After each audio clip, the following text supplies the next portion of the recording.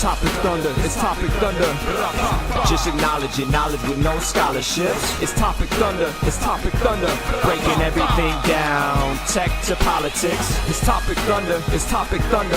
We don't tell you what you want, we just give you what you need. It's Topic Thunder, it's Topic Thunder. News, brews, and views from these Chi-Town streets. Topic Thunder.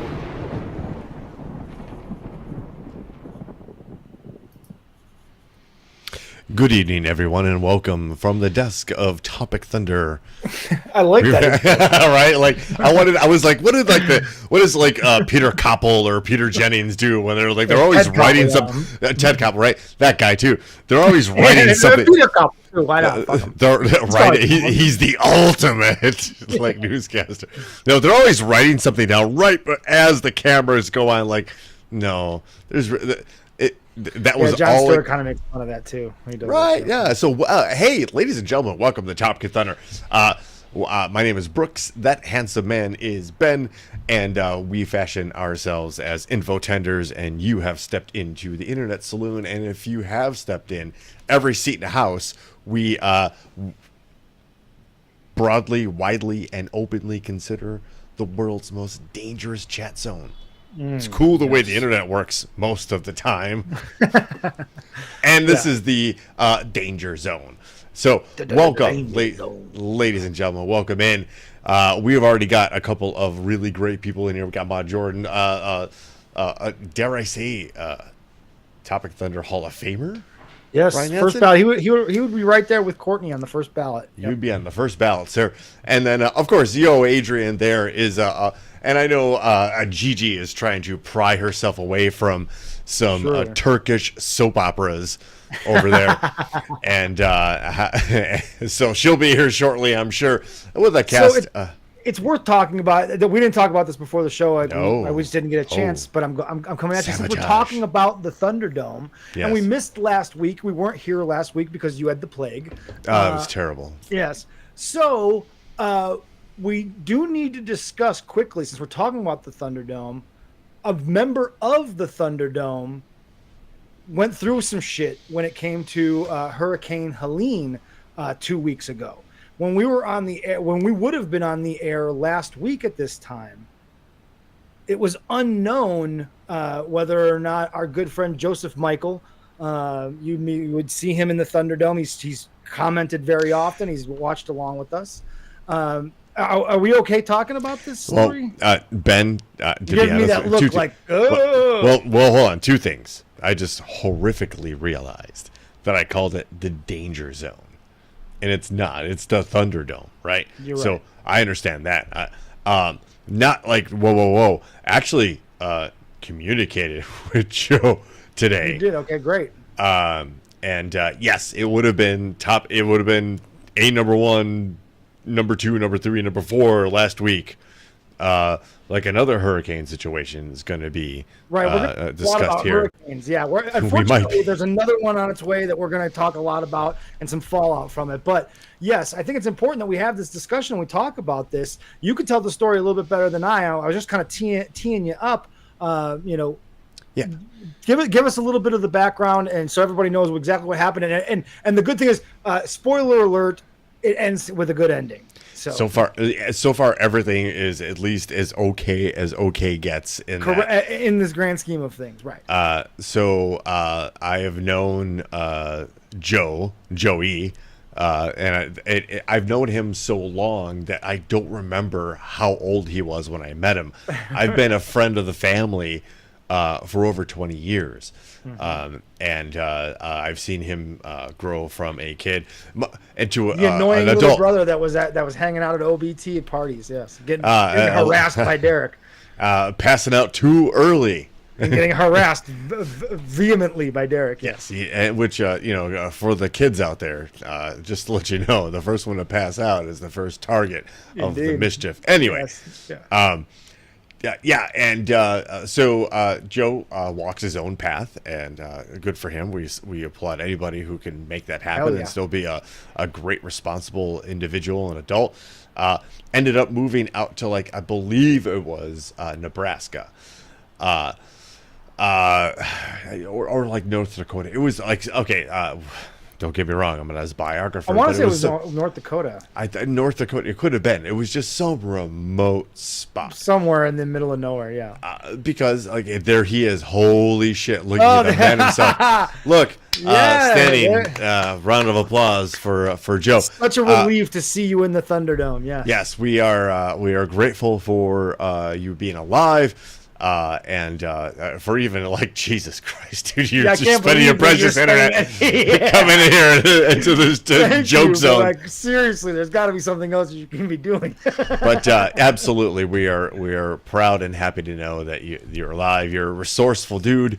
I remember you being in like the Boy Scouts, and because I knew your parents were like den mothers and fathers and everything. Like you took the survival thing to a different level, and that probably had a great hand in you surviving this horrific situation. So yeah, to kind of backtrack a little bit, what Ben was saying, talking about Joe had just recently moved from the wilderness of the Northwest to the place you don't want to move to in North Carolina, right as the remnants of Hurricane Helene came in, and at an elevation of 2,100 feet, which everybody says like, oh, just get your elevation, and 300 miles inland, this hurricane, the remnants thereof, wreaked havoc. We don't have to we've heard this, right? The last week has been horrific, with not only the story of the actual hurricane, but as we're going to get to in a little bit, and it's been a little bullshit about hurricanes. Although Ben, I also want to take a quick moment before we crack a drink in celebration. Yes. On the positive side of the I know you're kin ledger, this week was like homecoming week for like every high school out there, right? Right. Gigi's niece, so like kind of Family, right there, right, and not only is on like a traveling basketball team as a junior this year. Not only that's a big deal because they live in St. Louis, and that's a competitive hotbed right there, right? Sure. Josie was unanimously nominated homecoming queen. Oh, nice. And I got video nice of the entire gymnasium chanting her name. Nice. So like, okay, like everybody loves it, right? She has also been now named the kicker for the Parkview West. Oh yeah, nice. Longhorns football team. That's great. Fantastic. Full pads, everything. To her first game, she went 0 for 1 on field goals, but 5 for 5 on points after. Very nice. So go Joe, and go Joe. Yes. Right? You got some JoJo right there. So that leads us into, we haven't even started drinking here yet, right? That leads us into another St. Louis staple. Yeah, I'm sure we've done it on the show before. I can't see how we haven't. We are in the midst of October, so here comes Oktoberfest and all that kind of fun stuff. It's a good time to celebrate a good Bavarian, Central European kind of beer, right? And ladies and gentlemen, without further ado, here's Schnickel Fritz from the Urban Chestnut Brewery out of St. Louis, Missouri. This is Schnickel Fritz. It's a Weiss beer. So if you're not familiar, it's take the Blue Moon concept, maybe remove a little bit of the fruit in the actual the drink itself right there. And then what you have is a delicious, light, and breathtaking beverage sometimes. So here is to Joe and the Joe, but one of those Joes is not allowed to drink. The other Joe probably just can't get alcohol from where he is. Let's just be honest. Yeah. But we do hope in both instances everybody's okay, and especially for Joe, we're pulling for you, we're hoping for you, and we're gonna do what we can here to try to send some help out there. Anyway, I don't mean to anyway that. That's really weird. No, there's not at no all. better transition into an awkward segment called headlines. Yikes! That's on me, folks. It's all right. Here's the Schnickel Fritz. I would 8 out love of to 5. hear Joey's story too. By the way, whenever if you're interested, Joey, I would love to hear what you went through. If it's something that you do want to even talk about, I think it's a fascinating story. I'm sure. We can open it. Obviously, yes, there's a spot here for you. Anytime you get a secure, just get yourself secure first. Yeah, Right, let this be the last thing you think about. But eventually, come on, sit down with us. Get here first before the other podcasts snatch you up and make you famous. Get here first. It's important. We are definitely your first stop. God damn it. We better be. I put in the time and the effort with your family. Oh, no, Gil Chumps. Okay, we talked about the hurricane situation, right? And the hurricane. And here's yet another one. And you don't have going to to be the exact same spot as the last one. Like, people that got fucked by the last one are like they're barely 2 weeks away removed from having their home destroyed, and then there's another hurricane coming through. It's like, golly, man. Ben, let me ask you a question. Do you do like a lot of house chores? No, but So- I mean, I try. I cut the lawn and. Okay. So this is a perfect example because I was thinking vacuuming, but the lawn's the same thing. I do vacuum, and I do a good job when I vacuum. So it's a pattern, right? Yes. You see, like there's a line. Okay, I need to overlap that line right there. Yeah, shit. The idea that I do a lot around the house is probably. I knew when you asked me that my wife was giggling downstairs because she knows that is not something I do a whole lot. So so we can equate it to the cutting of the lawn, right? Yeah. In order to do it right and to make sure everything's even and you have to go by lines, yes. from Some the sort of order, grasses. some sort of pattern, yes. But from the grass's point of view, that's like the apocalypse. That's that's a hurricane, and that's exactly what's happening to Florida and southeastern United States right now. What Helene apparently didn't get, here comes Milton to kind of clean up the whatever, right? It is terrifying what is happening right now, and most of it can actually be honestly scientifically proven to be attributed to climate change. The warming of the Gulf of Mexico is directly responsible for the intensity of these storms. There is historical evidence that this is just a typical pattern of these weather phenomenon, but they've never ever been at this strength or intensity. Mm-hmm. And that's the difference.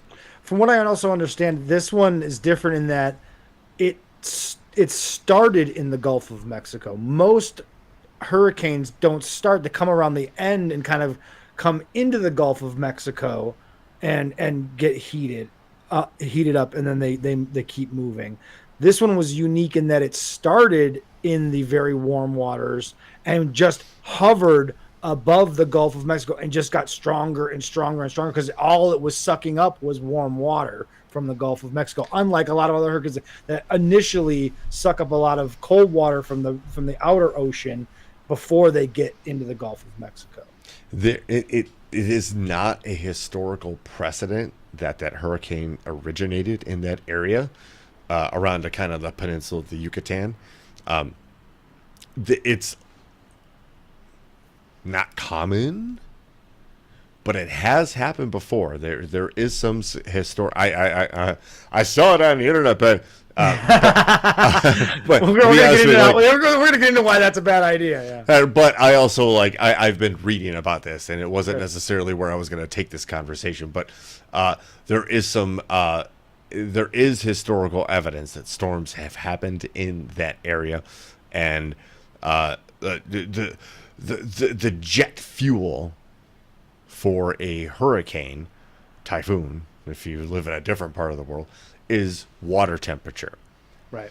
And that's it. So we don't necessarily know historically storms that may have originated in that area and just kind of petered out Right. as they got to cooler water. So we don't, we didn't have satellites 100 years ago in the sky to track these things. It'd be like knowing what's going on when it's going on without having eyes in that particular. It started when I was in that particular area. We didn't have that technology. We were kind of going on eyes on storms. We didn't, and you can't see 100 miles out into the Gulf there. So Right. No, that makes sense. It's the lack of data. In a certain sense, it's kind of handicapping the prediction models because we haven't seen that one data-wise a lot. But it's not. If it's happening once, it's happened twice, it's happened 6, 7, 8, 9 times. Guess what? It just happens. Mm-hmm. And no, Brooks. Just like Derek says, it started with HARP and the government. Well, and they specifically are targeting Republican areas. Don't you know? I'm glad you mentioned something like that because that's coming up in a little bit. What I actually, I mean, we can. I just really want to kind of not coast, and I don't mean that in like in a Florida coast way. I didn't mean to say like thank you, but please look out. I've got people that I've worked with, medical professionals, that are in the area that are like, they have literally posted on their Facebook, I don't think it's so bad. We're just going to shelter in place and kind of hang out. And man, I don't necessarily believe in a deity or a god or anything like that, but lowercase g, God bless you. These are. I hope for the best. Yeah. That is something that is kind of unfortunately written on too many tombstones. Mm-hmm. That like thought we'd be okay. We're gonna ride it out, and here comes a 13-foot storm surge to show you that you are absolutely defenseless against water. I was just watching that on the news before I came up here that the hospital, the big hospital in Tampa Bay.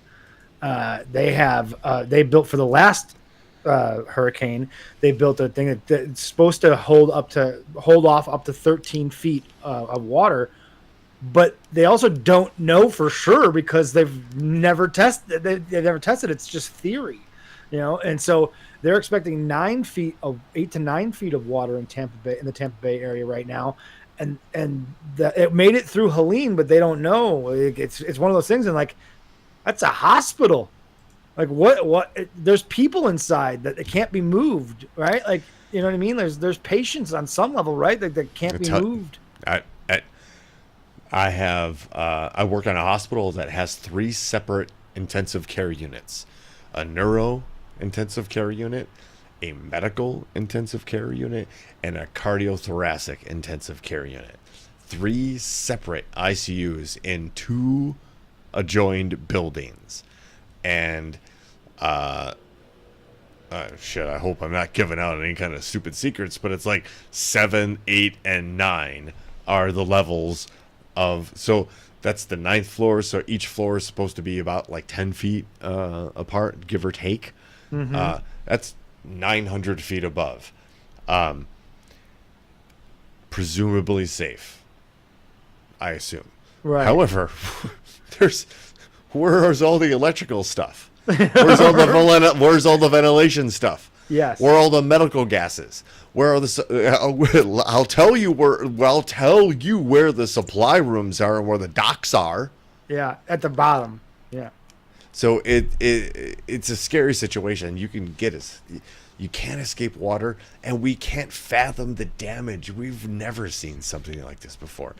Katrina's one thing, but yeah, I saw somebody on the news this morning. Now the storm, I guess, has gone from a Category 5 down to a Category 3 in the last few hours. So it is actually de-intensified, if that's the right word for that. That's just a wind speed thing. It has nothing to do with the size of the storm and the storm surge, because Interesting. I didn't know without that. being There a you go. meteorologist. The storm kind of turns in a counterclockwise way. So what's really important to pay attention to is the western wall of the hurricane, because it has a whipping effect. It's churning in that counterclockwise. So that storm surge, that whipping of the wind and affecting the weather pattern as it's whipping around, you kind of have to think of like a top, and like spinning a top and thinking how that is affecting, if you put that in like Right. smoke or something like that, and seeing how that would be ejecting like winds and then water Yeah. towards that. So Yeah, it's going to be. But there, I say that to say, this morning there was a lady from the Weather Channel that was on the news, and she said that they expect that this storm will literally change the coastline of Florida. oh sure, It will physically change the coastline of Florida. Sure. I mean, it's already in danger. The mangroves, the Everglades, have been eroding away. Well, yeah, and all the animals are dying because all the pythons. Because the water is warming, so species that normally inhabit more temperate waters that are out are coming in for food, for breeding grounds, and laugh all you want, like, yeah, animals, fucking animals. That's instinctual.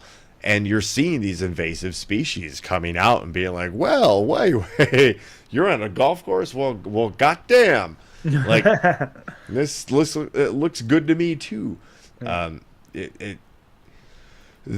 hurricane's going to upset everything, and might be one of those turning points in, hopefully, everybody's okay, but might be one of those turning points where we start to realize the science of climate change is actually real, and situations like this. No, you know that's not you. I love your optimism, Brooks. I'm nothing but. I love that you're an eternal optimist, right?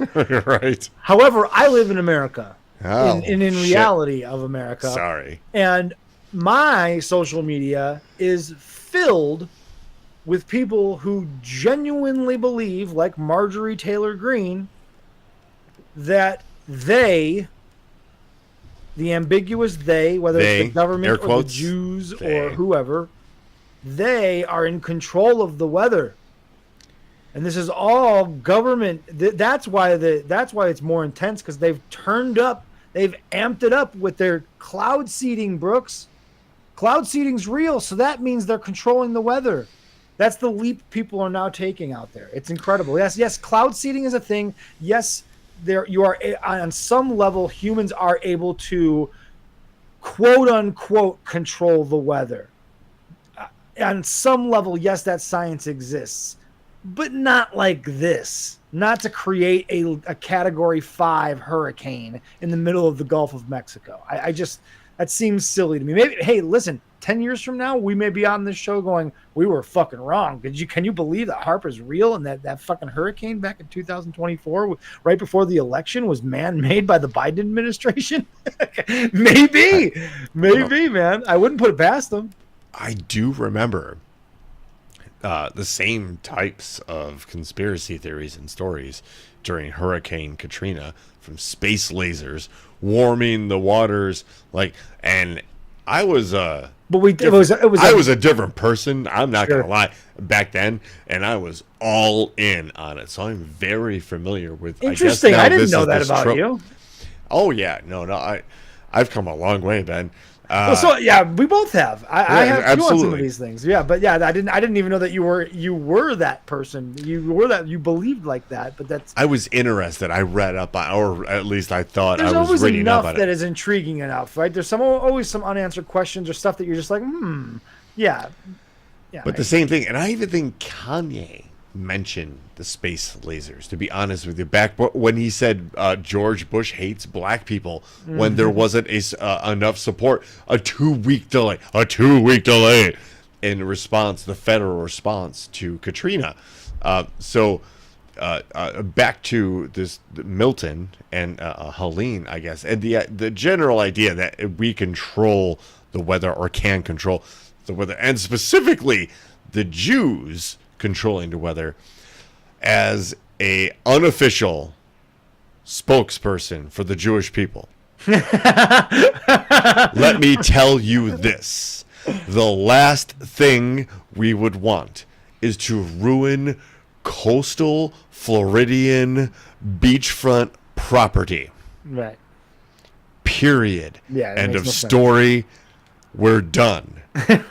Moving on. Moving on. Like this lady. Which one is that? This is the Reuters story. The Reuters, the Republic. Yeah. Hey, look. Okay. So, yes, Ben, I've got a lot of. I've hidden so many people on Facebook and basically taken off my feed that I've created my own little bubble that I'm not necessarily in touch with a lot of the people that disagree with me. I can't bring myself to do that. I can't bring. I gotta see it all. I want to see it all. It's like unfriending people. I don't do it. I don't do it. I don't silence people. But I understand why, for people's mental health. I understand why it is done, and I can imagine. I wish there was an app that allowed you to know how many people had you silenced or muted. I guarantee you, of my 800 some friends on Facebook, I am muted by probably half of them. I guarantee. I would bet a good 300 to 400 of them have. I would honestly totally take the over on that. Yeah, I'm telling you. Whatever you said. If you have 800 followers, let's set the over under at 401. Yeah, I'm taking the over on people that have me muted for sure. Yes, I'm taking yours. Love but I'll say this: I don't know if you've noticed this, but Facebook allows you to see insights of all your posts that you post, and it shows you how many people view your posts. And I know you guys are out there looking. You may not hit that like and give me an emoji and tell me, but I know you're out there because I could see Facebook is giving me the insights. I know you're looking. I mean, that's the thing, and this is a great moment to just remind everybody that on whatever medium you're watching us on, to please hit that like button, because here's why. I wouldn't mind it, yeah. What Ben was saying is true. Seeing something is one thing on social media. There are metrics for that, but liking something changes the algorithm, pushes that particular post closer to more people seeing it. And in a podcast where we pretend that the world is rosy according to Brooks, and at least try to deliver some kind of content, it means the difference between that our post just slipping by a dozen or 2 dozen or 3 dozen eyes or 100 eyes, and being seen by that same dozen, 3, 4, 8 dozen, 100, 200 different eyes. So just give us a like. It's not going to change your algorithm, because I don't know who else out there is doing what we do in the spray shotgun format we do. We welcome it. Yes, but speaking of the internet and the good things it can do, it can also do a lot of bad things. And we're seeing the effects of disinformation, especially in a horrific situation thanks to Hurricane Helene. The amount of disinformation that has come out rapidly in an almost organized fashion before, let's be honest, any real on the ground intelligence can be ascertained, was 2 parts fascinating and absolutely horrifying. And it's true. Disinformation, lies, and distortions of the truth will always get there faster than the truth. Yeah, 9 times. I think it was 9 times faster is what they're a study that was done. Just because it's easy to lie and bullshit about something and take a nugget that may be true and spins the rest of the 99% of that 1% truth into an absolute lie. It's why Twitter is an absolute cesspool now, because Sucks. there is so much unattributed nonsense being posted, as if and then being screenshotted, cropped, and then shared on other social media without even showing who the person is that tweeted it. No sourcing of this information, but just shoving out this stuff. My favorite one from a couple of weeks ago during Helene was how much money we are giving all of these foreign nations. There's a list of all the millions of dollars that we give to billions all these and billions of dollars for other countries, and we give $750 to FEMA from FEMA to local hurricane survivors. And no attribution to any of that, no sourcing on but no context behind that. Meaning, like, they didn't tell you that $750 was like in your account in like 12 to 24 hours of you applying for it. They didn't ask many questions, right? And then you were further eligible for more benefits after that. They just literally wanted to kind of vet you out a little bit, which is a stark and raging difference from the PPP loan scandal during the Trump administration, when, oh golly, every Republican lawmaker all of a sudden had a company with a payroll of 2 or 3 dozen people and needed protection and got away scot-free. Yeah, at the risk of derailing the show, that's a story we will look back. History is going to look back at the PPP loan scandal. There are going to be Netflix documentaries in a few years talking about the absolute misuse up and down by people of wealth and business owners and corporations. And it was a giant clusterfuck of misappropriation of funds over and over and over and over and over again. People that had no business getting PPP loans were getting them. And then the amount of people and who were getting them forgiven. It was all. I mean, it was all just a big giant scam.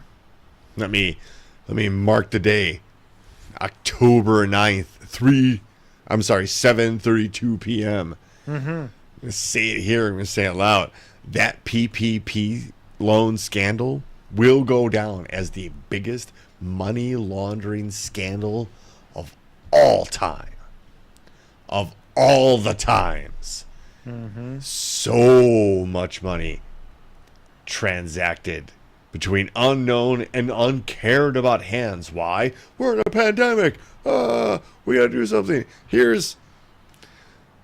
the keys to the vault to the treasury of the United States of America. Yeah. Right? So you are absolutely right, Ben. There will be, and you heard it here first. It will be the biggest laundering scheme of all time. Bigger than a Trump casino. Oh, did I say that? Ha! Hey now. Not to focus on the bad stuff, because we always want to kind of spin it and make sure that everybody gets both sides, or at least the idea that there are good people still in the world in the face of tragedy. Here's a story from ABC News that ahead of Hurricane Milton's landfall, special needs shelters are opening across Florida. You might think, much like I do, on a whim, Florida, y'all deserve it. Right. Not everybody. Yeah. Not everybody. Right. It's kind of like talking about, this is a weird connection, and it's probably not going to come out right, but it's like the whole Hamas Palestinian people thing, right? Like, you know what I mean? Like you say you live with it, you accepted it, you were okay with it until a certain point. Yes. Yeah. So we're not allowed to say that, and we are certainly not allowed to have a nuanced discussion about that. Moving right along. Moving right along. pending the results of the 2024 election. Right. Special needs shelters have begun opening across several counties in Florida ahead of Hurricane Milton's anticipated landfall. These types of shelters operate during emergencies, such as hurricane evacuations, for those with physical, mental, or sensory disabilities, or for those with medical conditions, including those that require assistance but not hospitalization. That is amazing. So we were talking about what do you do with like hospital patients, right? Right. Here we go. If the special needs patient has a caregiver, it is recommended the caregiver accompany them if possible. Quote, these are different from a generation population shelter. Jay Williams, Communications Director of Florida Department of Health, the FDOH, the FODA. He told ABC News, a general population shelter is, quote, a fortified structure that is going to keep you alive. It's not going to necessarily maintain electricity or be comfortable, but it'll keep you alive, he added, which... Yeah. I mean, deal. Yeah, okay, cool. Yeah. At right, that's all I'm deal. asking. Yeah. Right? Williams said special needs shelters are open at the request of local counties, but the staffing and operations of those shelters are spearheaded by FODA. As of 9 a.m. on Tuesday, Eastern Time, there are 4 special needs shelters open in Pinellas County, 3 in Hillsborough County, 3 in Polk County, 2 in Pasco County, and 1 in each Hernando, Lee, and Manatee counties. Honestly, we like to talk shit about Florida on the show, but good for you. Yeah. Honestly. Yeah, Good for there you. are some good on good you. people there. Yeah. And honestly, lowercase g, God bless those people. Because I don't know how else to say it. Like how else? Like let's differentiate the capital G from the lowercase g. It's a general term. I don't know how else to describe my or our intentions in that. Like without knowing you personally and being able to tell you that I love you and I hope you're safe. God bless those people. Because they're going to risk their lives, the caregivers, to help those people who can't care for themselves in a horrific historical storm. They're not the only ones. We thank those people. You're right, because Ben, us humans like zoos, and those animals, like, while they might necessarily not belong where they are, they are where they are. Flamingos. That's imagine you're at the club, right? you got some really good stuff, whatever your thing is, right? You got some really good stuff, and you walk in, you're gonna go to the bathroom, you just gotta pee really bad, nothing crazy, nothing. Right. And you walk in, and that's what you walk into. It's a bathroom full of flamingos, which is like an album cover and a Rough Me Up song album, and like a trilogy of albums all in one. Anyway, I digress. You might wonder what happens for a zoo. And this is you just saw what they do with the flamingos. This is from The BBC. Not only the BBC, but Kelly Martin. Oh. Who is a vice president of zoological care for the Clearwater Marine Aquarium. She hunkered down with a lot of these animals. She's been an employee of the aquarium for 14 years. So that's an invested employee. It was barely past 2,100 hours when the building started to take water. It gushed down the streets inside and began sweeping into the aquarium, leaving them 4 feet deep in saltwater flood. This is a quote. I tried to maintain calmness. I project confidence, but I'll tell you, internally, this was probably one of the most scary events that we've ever gone through. The power cut off. The team checked the animals who are safe in their tanks and transfer those that they could to higher ground, then swiftly moved to safety on the 4th floor when they realized it was too unsafe to continue the work on the ground floor. That's when they waited out the storm for the night. At 0300 hours, when her life check alarm rang, Martin knew the water levels had settled down enough to go back down, and she made her way through the aquarium, assessing damage to the tanks and exhibits. It was sort of somber walk.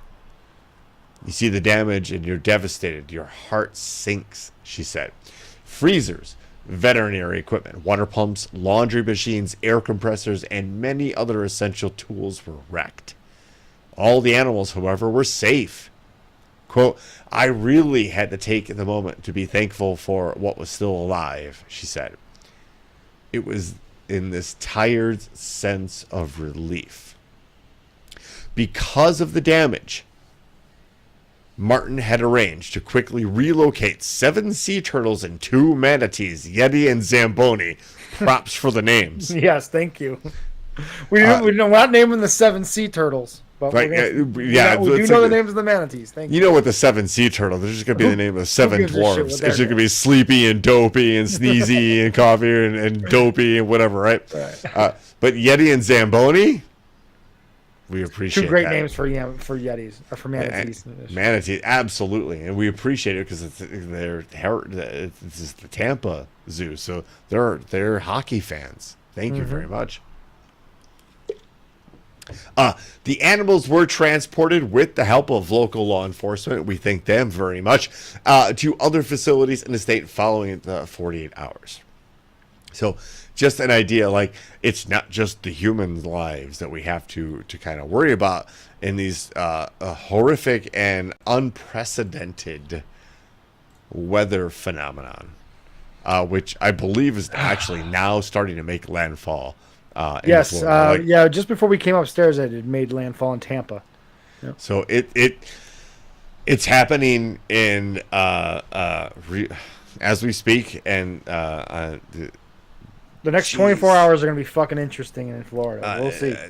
Man, I just want everybody to know out there that this is a situation where the federal government will and has been stepping in, and I'm not going to be out there waving a flag for Biden or Democrats, or I have all of the criticisms of America that as you might have, but in this situation, there are truly no red or blue states. There are just people that need help, and an apparatus created, funded to provide that help. So let's let that apparatus work. These are the moments when you are glad that you live in an organized society that has a federal government there to help. If we were all individual states, Florida would be on its fucking own right now. And Florida wouldn't exist right now. You know what I mean? Like, honestly, Disney World, but given all of the storms that have happened in Florida just in the last 5 to 6 years without federal funding, no. Sorry. Yeah. It's not I'm sorry. The way it is. It's still rebuilding from hurricanes 5 years ago without federal money. Yeah. Right. Speaking of water, Ben. Yeah. This is all of a sudden Tipped in Moscow. He is taking this story and run with it. Yes. From our good friend Tipped in Moscow from CBS News, water supplier American Waterworks says their system was hacked. Oh, good. American Waterworks, a supplier of drinking water and wastewater services to more than 14 million people. Is that a lot? Are we talking...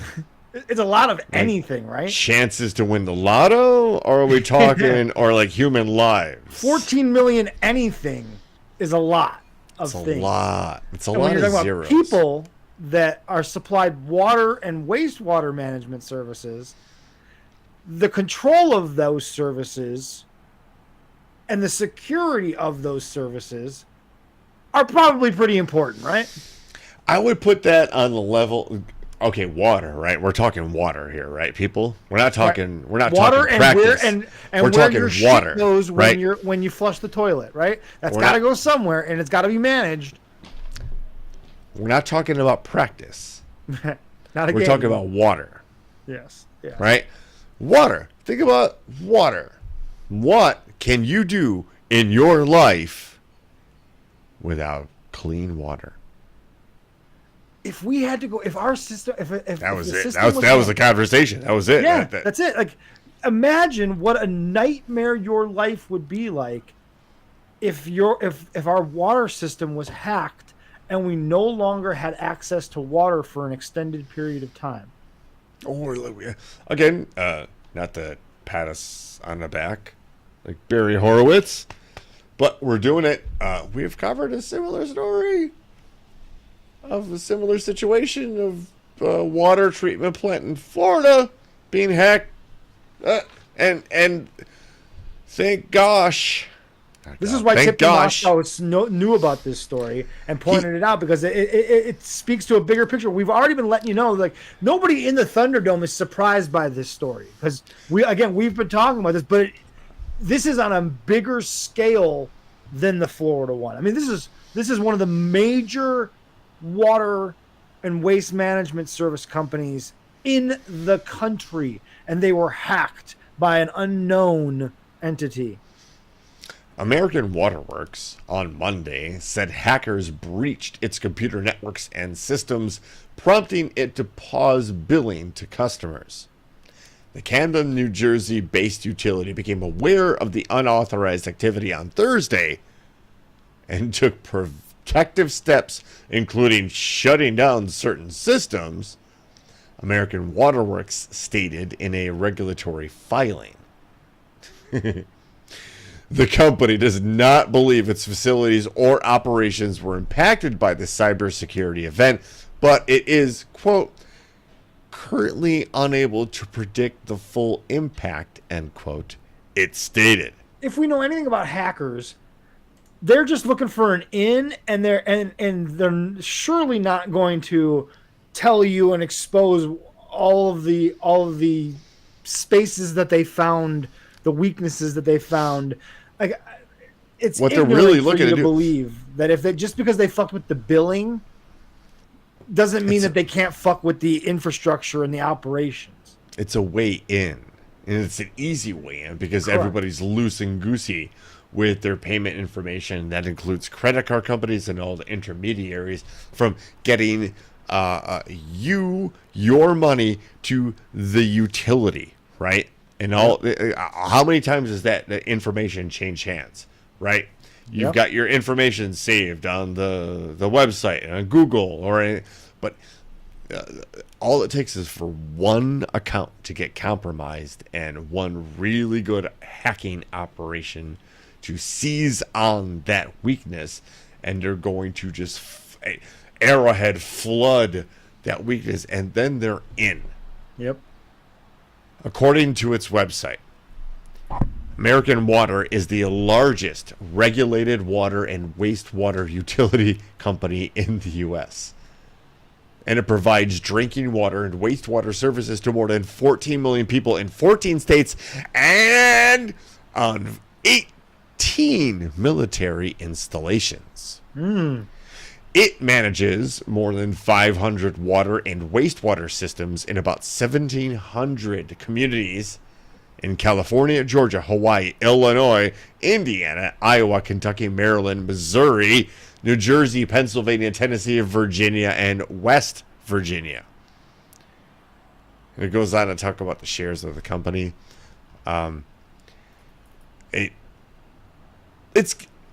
This is going to sound stupid socialist, and I'll take whatever. But at this point, in a country that is wealthy and as educated as ours, yes, I said, because we are one of the leading countries still in the world. Our national utilities should be absolutely regulated and basically owned by the government. They should be nationalized. Yes. They should be nationalized. 100%. Our water, our energy, water and electricity, to profit off of that, to privatize and allow it to be profited. Internet again, also. Yep. I 2 weeks ago, my phone absolutely just shut down on a day for 8 hours, thanks to Verizon having an absolute blackout on their network, and I still haven't gotten an explanation of that. It might not be a huge deal to a lot of people, but for somebody in my business who can't and doesn't get important text messages when they are being sent is a huge problem for me. Mm-hmm. And I still have a call out to Verizon. There's something going on outside. There's outside your window. Gigi is taking care of this. She's there it is. Yeah, no, that was that is the background noise of living in Chicago. Yes, absolutely is the symphony of sirens and car horns of living they stopped downtown it and then Chicago. it started again.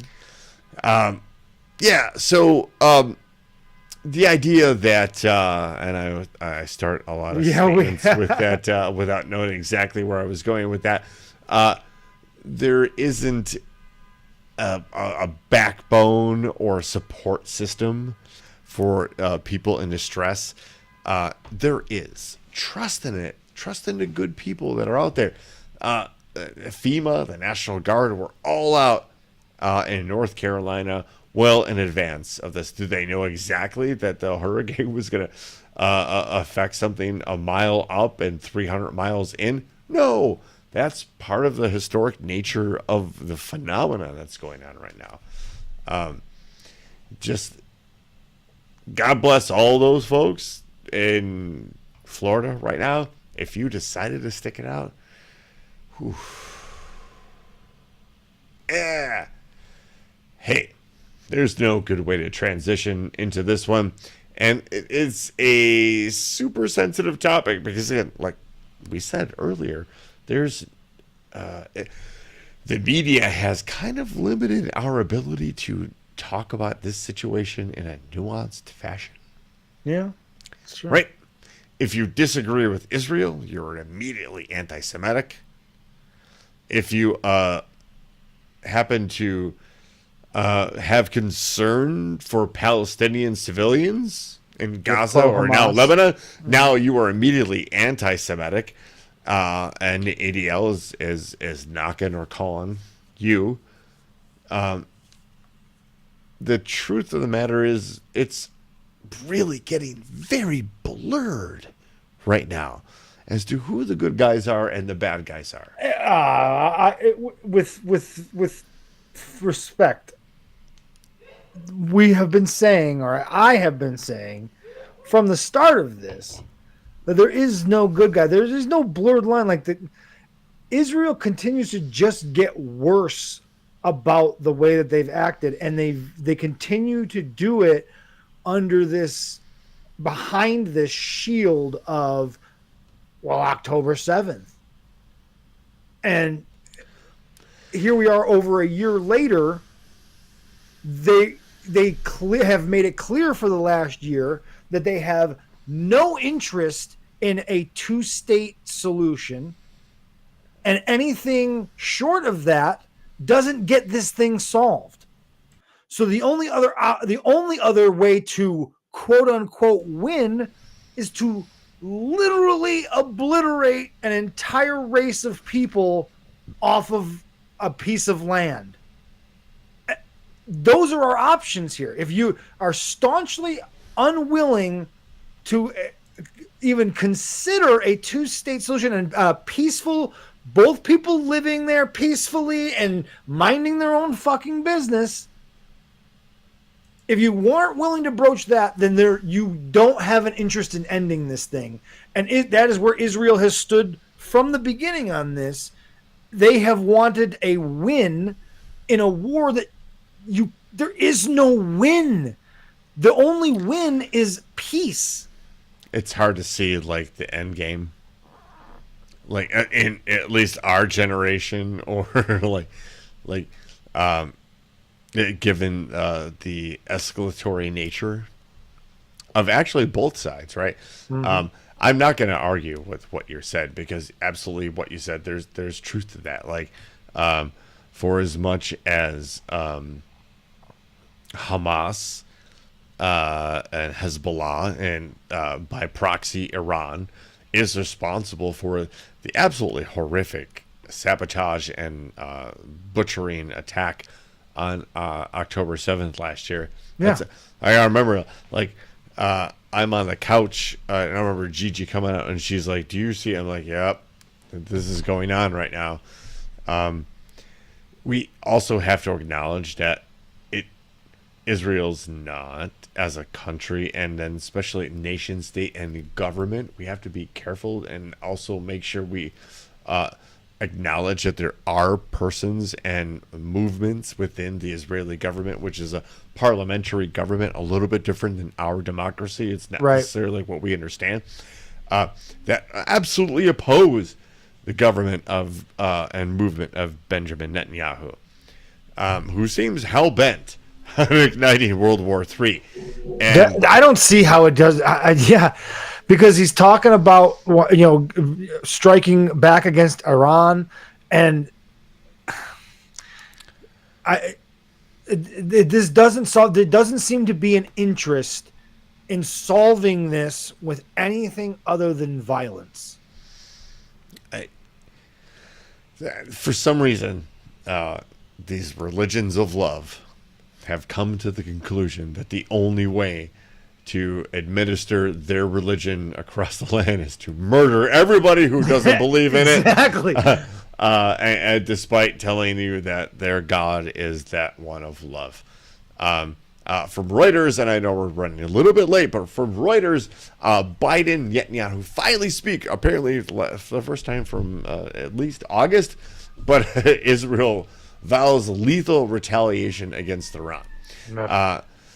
U.S. President Biden and Defense Minister, Israeli Prime Minister Netanyahu had a call on Wednesday amid tensions with Iran, while the Israeli Defense Minister Yoav Gallant promised an Israeli strike against Iran, which will be lethal, precise, and surprising.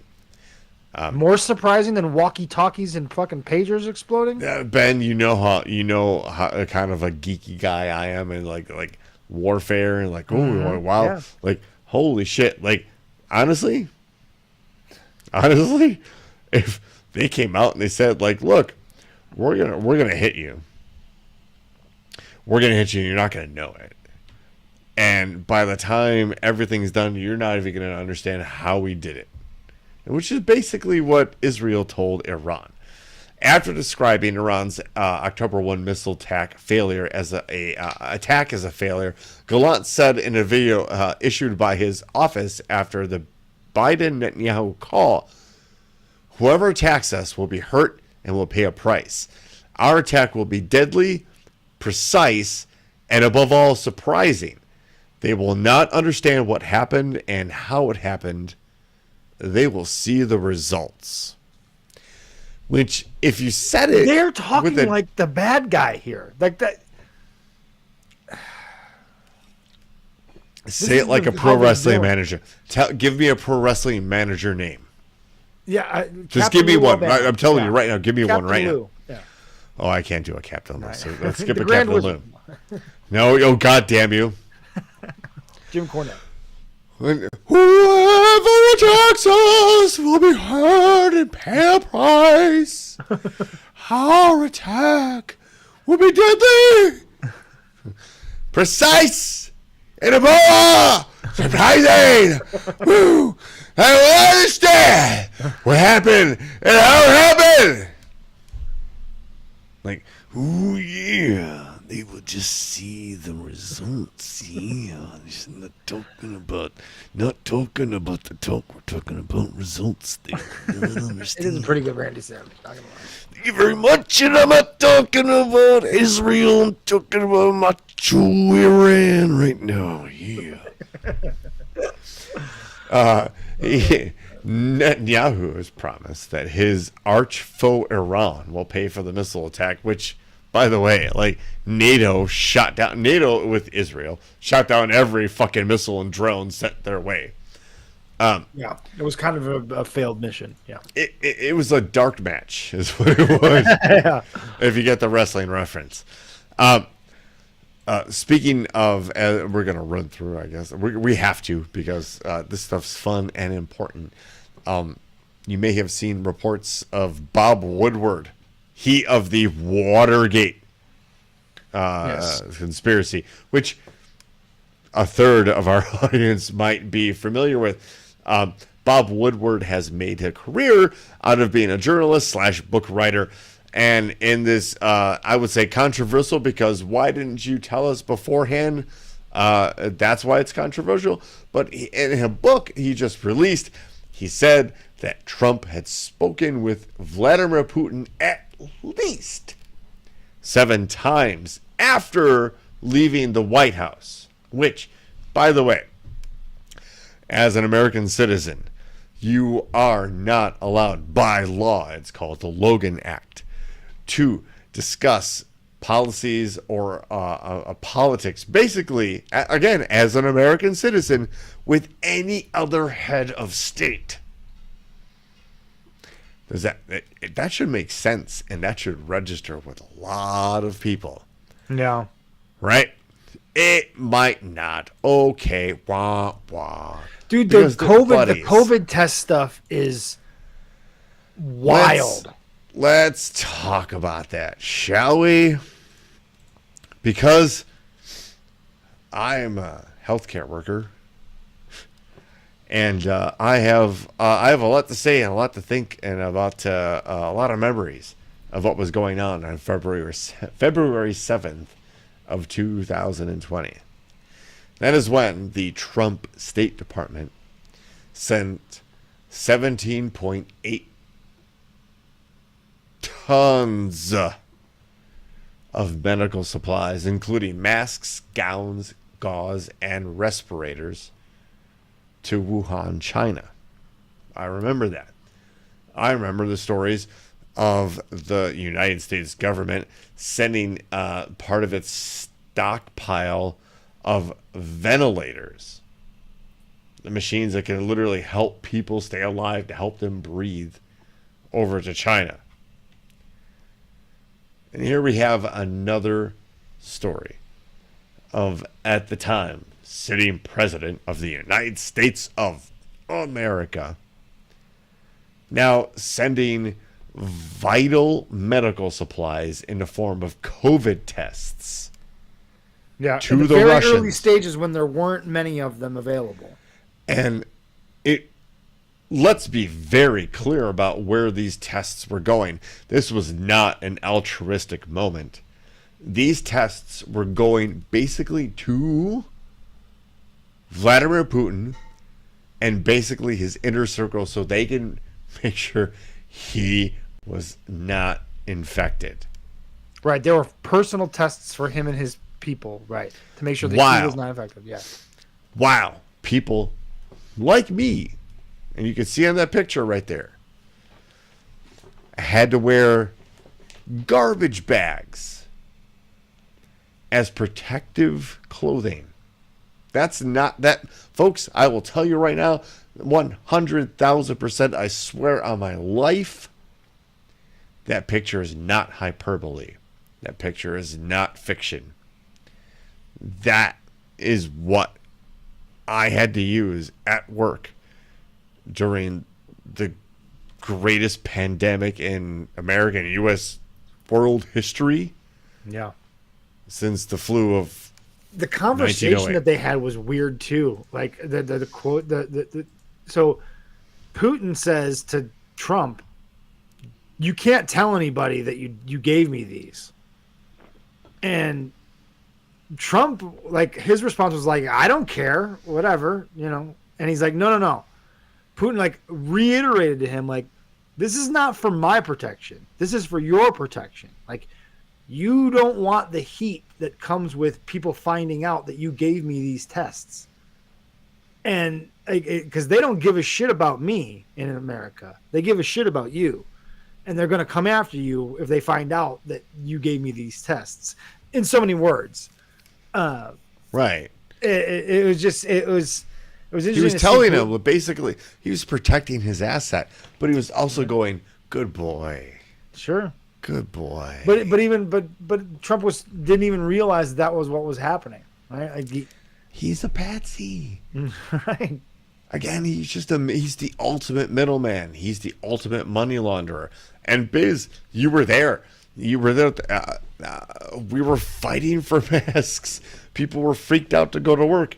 We didn't have enough protective supplies. We had to keep the same mask we were using for a couple of days because supplies were thin.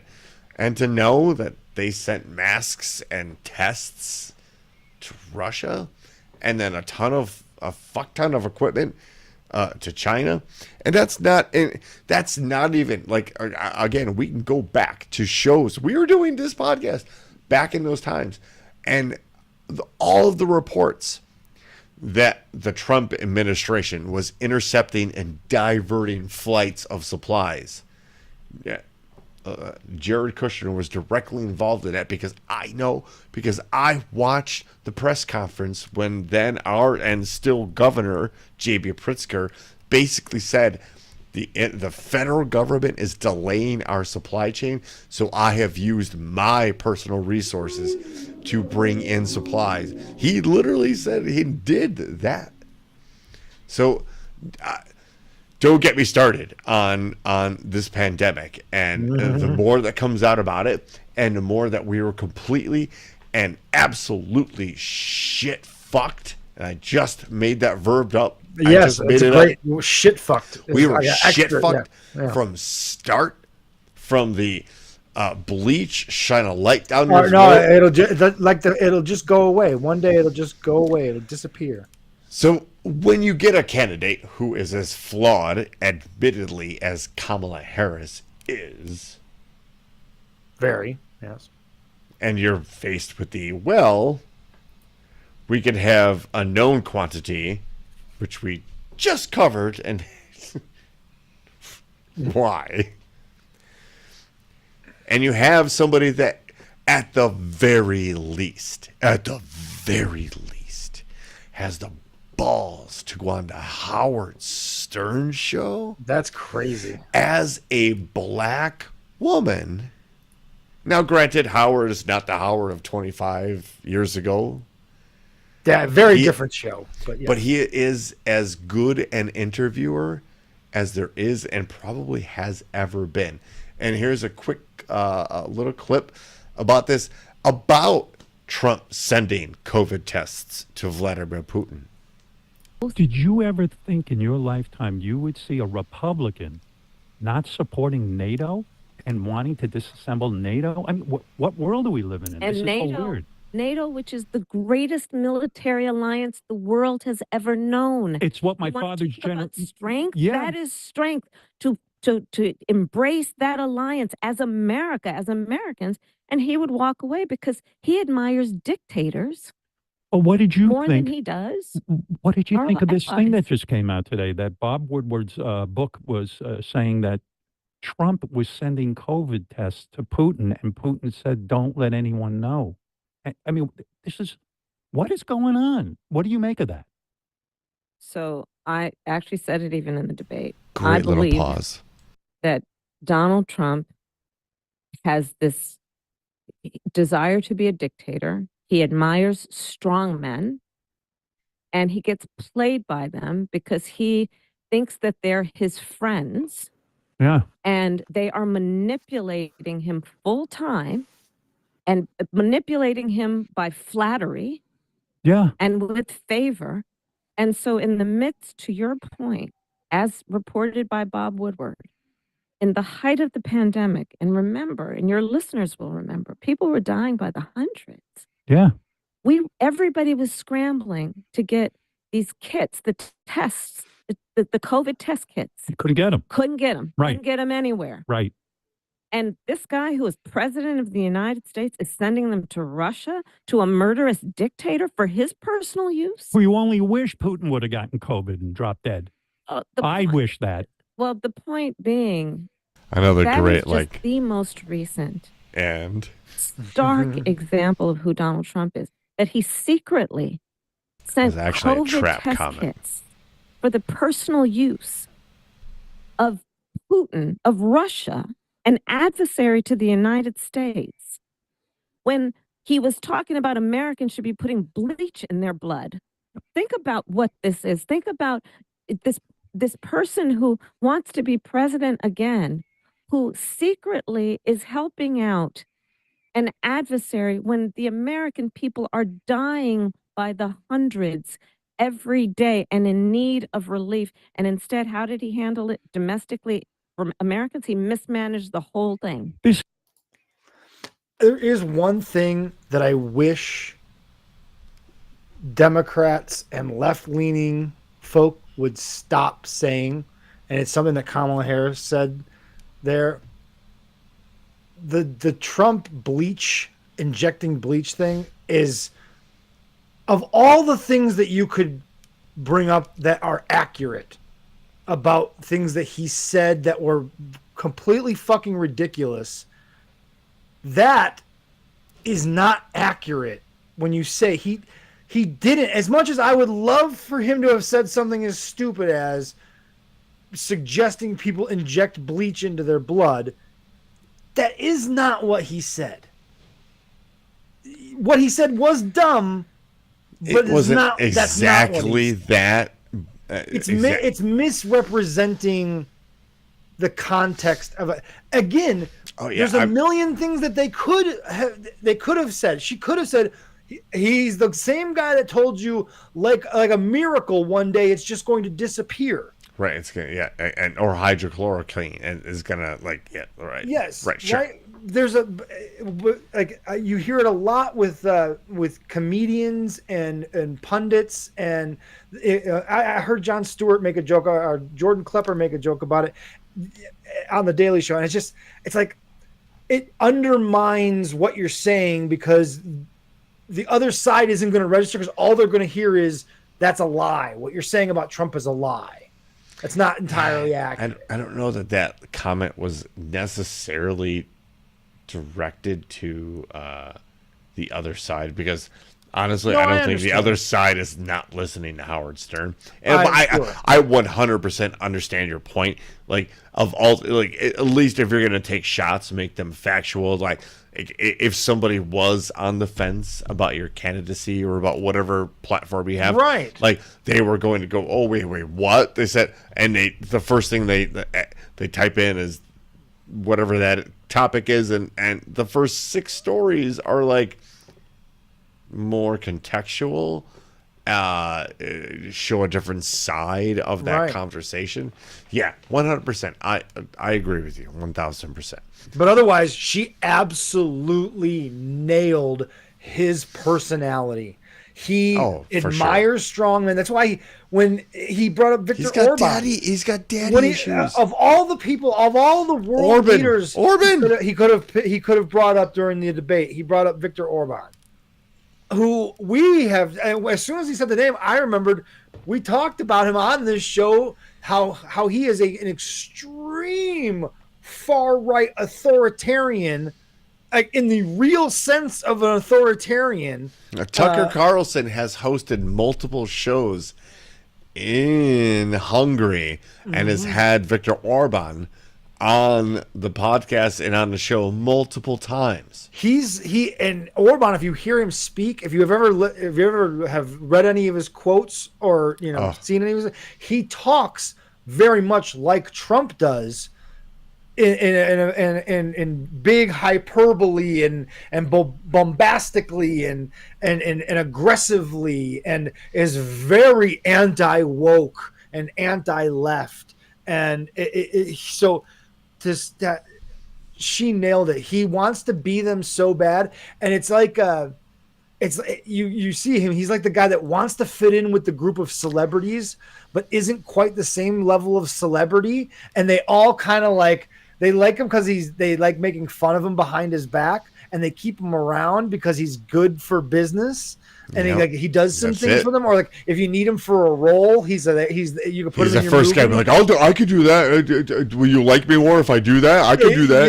Yes. So they keep him around as a lapdog, and meanwhile just placating his ego and making him believe that he's part of the group when he's never, will never, is never, was never part of the group of true dictators, the most powerful men leading countries in the world. We're talking Putin, Jinping. yes, Viktor Khomeini, Orban, yes, Khomeini, Jinping, Trump, Kim South Jong-un. Korean, Kim Jong-un, North Korean. North Korean, excuse me. You'd have to Maduro, I think, in Venezuela at this point. You'd kind of have to throw him. I'm not willing to go that far, but They're part of what they call the BRICS, BRICKS, like economic consortium. So they do have alignment there. And you have to throw the royal family of Saudi Arabia into that mix too, because you tell me whose side they are on, and it's just whatever side they decide they're on. It's okay. I'm going to say something a little controversial here. shit! What? I believe that Fidel Castro is one of the most misunderstood world leaders in the history of human existence. I think he had it right for a little bit, a lot like a lot of those types of leaders do, and then became corrupted and delusioned by his beliefs. And to be honest with you, you can make that argument, but he also, when you look at the education in Cuba, the doctors that come out of Cuba and go all over the world helping people. I mean, right. Why are they leaving? Well, I who knows? I think we can assume why.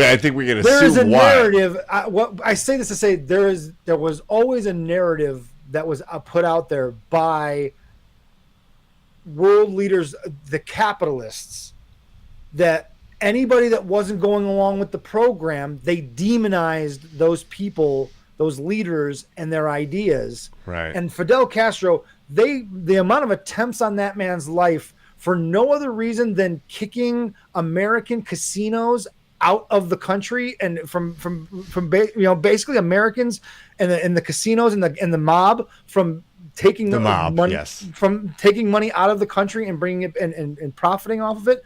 That's essentially what Castro did. Is he kicked all that shit out. He nationalized everything, gave back to the people of Cuba.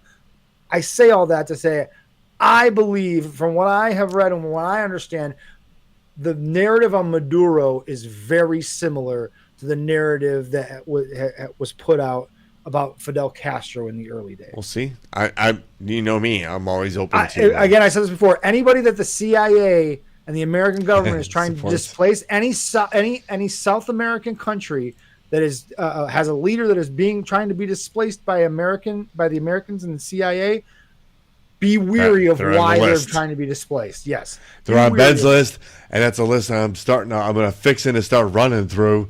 Yes. So I'm sorry, we totally went off rails there. We totally did, and I didn't want to make this a Kamala Harris campaign episode, but there has been this debate, and it was a debate not started by the Democrats or the Harris campaign about people who don't have children in this country. Mm-hmm. And as a childless person myself, right, a conscious decision to not have children, by the way, I feel that not that this makes or breaks my voting decision, but it engages me in a different way emotionally, to be honest with you, because I like to tell me that I don't have as great a stake in this country, or my vote might not matter as much, right? Because I don't have a child. Or you should have less of a say, yeah. Right. I will literally fight you. I will fight. I will punch you in the face.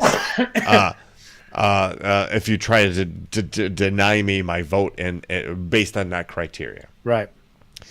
So this has become a talking point against Kamala Harris. So much so that Grimace herself, Sarah Huckabee, I hate her so much. I hate Sarah Huckabee so much. To say she's the governor of Arkansas. I can't believe she's an elected official anywhere. I cannot believe this lady. This was the lady that was up there stooging for fucking Trump on in front of the press every day. They don't remember that because they've been blitzed by so much media. They don't remember the horrible press secretary for Trump that she was. Anyway. So my kids keep me humble. Unfortunately, Kamala Harris doesn't have anything keeping her humble. What? What? Kamala Harris appeared on the second most popular podcast in this country called Call Her Daddy. And this is a 2-minute and 30 seconds. This is the girl that started at Barstool, right? I believe so. I believe you're correct, yes. This podcast was new to me, to be honest with you. Me too, but yeah, it's very I'm popular. old, I'm white, I'm Caucasian, I'm not this demographic. But in response... I want to ask you a question because again, in speaking about women, there has been a very big fixation on biological children, stepchildren, women that have children versus women that don't have children. It's like a huge point somehow of this entire election, right? I saw the governor of Arkansas said, "My kids keep me humble." Unfortunately, Kamala Harris doesn't have anything keeping her humble. How did that make you feel? I don't think she understands that there are a whole lot of women out here who, one, are not aspiring to be humble. Two, a whole lot of women out here who have a lot of love in their life, family in their life, and children in their life. And I think it's really important for women to lift each other up. You know, I'll tell you, Alex, one of the things that I have really enjoyed about where the discussion has gone, one of the places it's gone, we have our family by blood, and then we have our family by love. And I have both. And I consider it to be a real blessing. And I have 2 beautiful children, Cole and Ella, who call me Mamala. We have a very modern family. My husband's ex-wife is a friend of mine, you know, and also I'll tell you, look, I'm a child of divorced parents.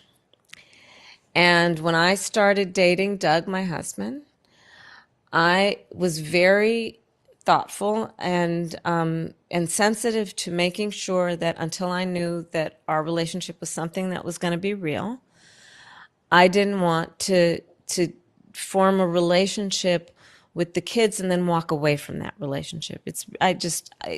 My own experience tells me that, you know, children form attachments and you really want to be thoughtful about it. And so I waited to meet the kids. And they are my children. And I love those kids to death. And family comes in many forms. And I think that increasingly, you know, all of us understand that, you know, this is not the 1950s anymore. Families come in all kinds of shapes and form. Nailed it. What more can you say? This is not the 1950s anymore. So, so we're not going back, not to coin a phrase, but to coin a phrase. Ben, this next thing is super cool, and it was developed by MIT. Trust in science. Yeah, some very smart people. Can you imagine sitting down on a couch that is smart? And by smart, I mean it conforms to your needs. You're shifting. You're moving your butt around on a couch watching. I would love this. This sounds amazing. Check it out, Ben. MIT, brother.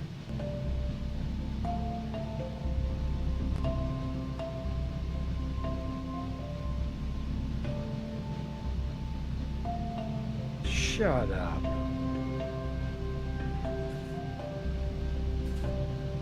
we are in the market for a new couch. I don't think this one's in our budget. Yeah, probably not. I bet it's expensive as shit. This is, if it's MIT, it's research right now.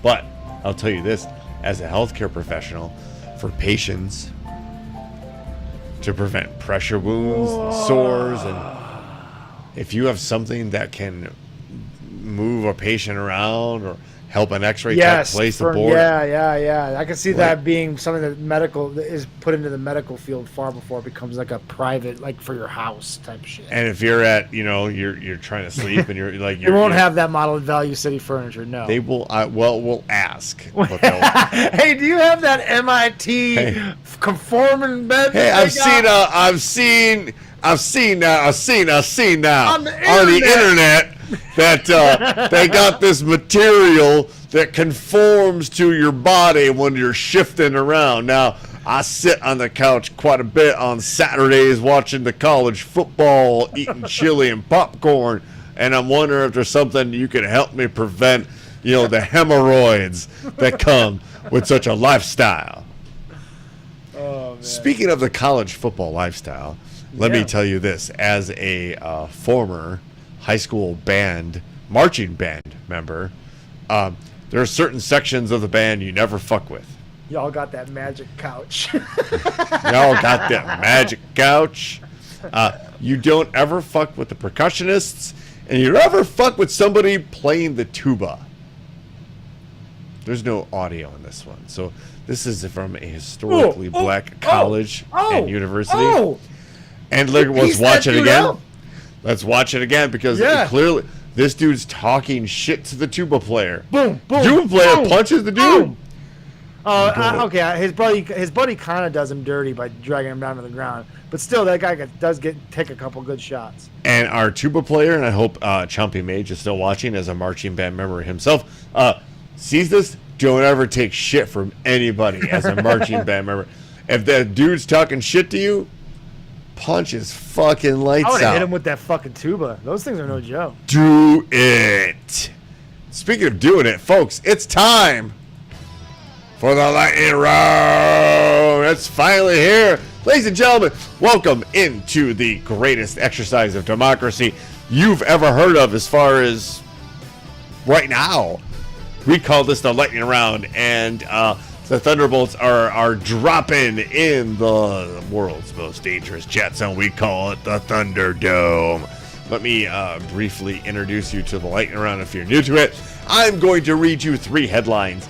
And like I said, in the ultimate exercise of democracy, you're going to tell us what story we read. So without dilly or dally, I am preparing the old bozo computer as we speak. Billy Weck, I knew it. I was hoping it would be out there. He jumps in right at the right times. Yes, he does. It's time. That's the skill of a performer, is what it really is. Yeah. Headline number 1. More than 100 raccoons besiege house of woman who had been feeding them. 100 raccoons, you say? That's what I said, Ben. Wow. Okay. Headline number 2. Georgia nursing home rocked by bloody knife fight over stolen can of Vienna sausages. There's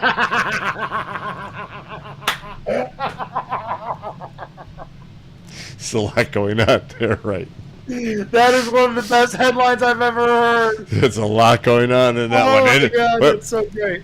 And scene. Headline number 3. Taxidermist turns rats into sexy showgirls with nipple covers and fake eyelashes. There's got to be photos of that, too. This is a good one this week, guys. There might be. So. Oh, my God. Again. This is going to be good. There's some really... any other week, all 3 of these could win. We have some winners here. Again, so folks, we'll go back over the headlines in just a little bit, but I'm rocked by those stolen sausages. Who isn't? Picture it didn't happen. They are. They are. They're so good. All right, we're gonna hear them one more time so that everybody. We're gonna hit them one more time. So, from the top, ladies and gentlemen, your votes, please. Headline number 1. More than 100 raccoons besiege house of woman who had been feeding them. That hasn't gotten a single vote yet, and any other week it could win. Absolutely, actually. Headline number 2. Georgia nursing home rocked by bloody knife fight over stolen can of Vienna sausages. That seems to be the winner so far. And headline number 3, taxidermist turns rats into sexy showgirls with nipple covers and fake eyelashes. I'd like to point out a new member of the Thunderdome. I don't think we've ever seen this person, Mitzier? from our YouTube page. I love it. No, welcome. If you've been watching and just lurking and this is your first time and you voted for this. But number 2 is running away with this thing. Again, number 1 and number 3 are so underrated. There's a lot. If you want to go ahead and read the Ryan Hansen remix, I'm tabulating the votes. Ryan Hansen remix goes a little something like this. Number 1, Raccoon Apocalypse. Also a great tune. Number 2, Sausage Wars, which is a rough yeah. And number 3, Mulan Ratatouille. Rats. It all works. It works. This one's we are running away with this one. Yeah, number 2 is Runaway because everyone wants to hear about 2 old people knife fighting. We really don't have a vote for another story outside of number 2. Well, okay, Gigi wants number 3. Yes, correct. She is the lone. Data from Brooks votes for story S. I'll get to that one in a little bit. I love that. Yes. We are going to leave voting open for just a bit more while we remind you, if you're watching on any sort of medium that has a like or plus or a you're cool button, click it. Click it. Click it. Just go ahead. Click it. You can't vote for that's voter fraud, and we can't have. We cannot have that. We just can't. This has to be a clean election, okay? Rudy Giuliani's melting face will be all right. Oh, she just opened the door with Fiona in her arms and gave me the peace sign. Yeah. Still, rules are rules. Yeah, dogs can't vote. Illegal immigrants and dogs, they can't vote.